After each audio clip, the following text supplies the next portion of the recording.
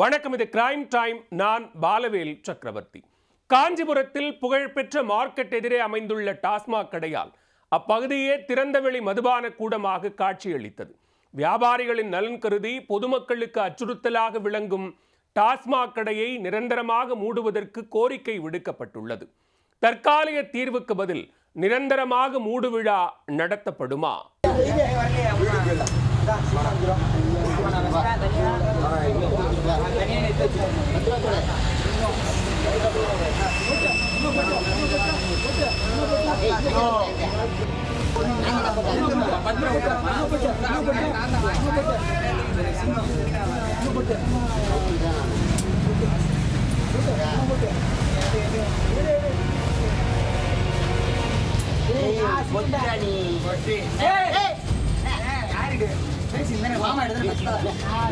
காஞ்சிபுரத்தில் எப்படி இருந்த மார்க்கெட் பகுதி தற்போது இப்படி ஆயிருக்கிறது என்பதை போல ஒரே நாளில் முற்றிலும் மாறியுள்ளது.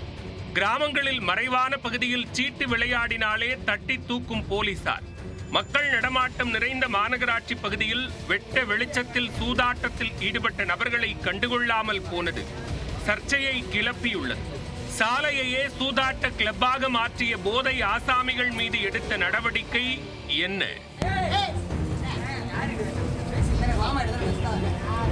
கோவில் நகரமான காஞ்சிபுரத்தின் அடையாளங்களில் ஒன்றாக ராஜாஜி மார்க்கெட் திகழ்கிறது. நூற்றாண்டுகள் பழமை வாய்ந்த இந்த மார்க்கெட்டில் போதிய வசதிகள் இல்லாததால் இடிக்கப்பட்டு 7 கோடி ரூபாய் நிதியில் புதுப்பிக்கப்பட்டுள்ளது. புதுப்பொலிவுடன் ரம்மியமாக காட்சியளிக்கும் மார்க்கெட்டிற்கு எதிரே அமைந்துள்ள டாஸ்மாக் கடை அச்சுறுத்தலாக விளங்குவதாக வியாபாரிகள் கூறியிருந்தனர். நுழைவாயில் அருகே உள்ள இந்த மதுபான கடையை நண்பகலில் திறப்பது முதல் இரவு மூடும் வரை எப்போதுமே கூட்டமாக காணப்படும். மக்கள் நடமாட்டம் அதிகம் உள்ள பகுதியில் மது பிரியர்கள் ஆங்காங்கே கூட்டமாக ஒன்று சேர்ந்து மது அருந்துவது வாடிக்கையாக இருந்தது.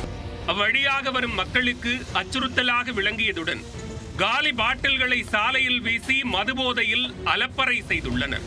அவ்வப்போது பெண்கள் சிலரும் மது வாங்கி சாலையோரம் அமர்ந்து குடிக்கும் காட்சியையும் காண முடிந்தது. இது போன்ற அட்ராசிட்டியால் ராஜாஜி மார்க்கெட் பகுதியே திறந்தவெளி பார் போன்று மாறியது. மறுபுறம் மது போதையில் சாலையை சூதாட்ட கிளப்பாகவும் மது பிரியர்கள் மாற்றியுள்ளனர். சாலையோர கேசினோவில் பணம் கட்டி சீட்டு விளையாடியதுடன் போதை தலைக்கேறிய நிலையில் தடித்த வார்த்தைகளால் ஒருவருக்கொருவர் மாறி மாறி திட்டுவதையும் கேட்க முடிந்தது.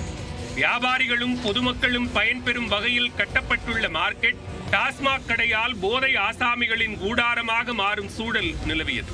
இதனை கருத்தில் கொண்டு டாஸ்மாக் கடையை அகற்ற வேண்டும் என்று மாவட்ட ஆட்சியரிடம் பொதுமக்கள் புகார் மனு அளித்தனர்.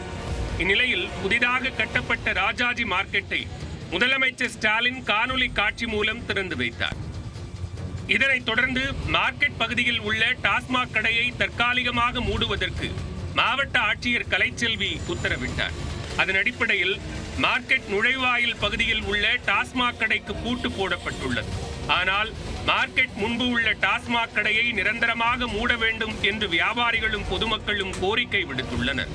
இதனால் பொதுமக்களின் நலன் கருதி ராஜாஜி மார்க்கெட் முன் உள்ள டாஸ்மாக் கடைக்கு நிரந்தரமாக மூடு விழா நடத்தப்படுமா?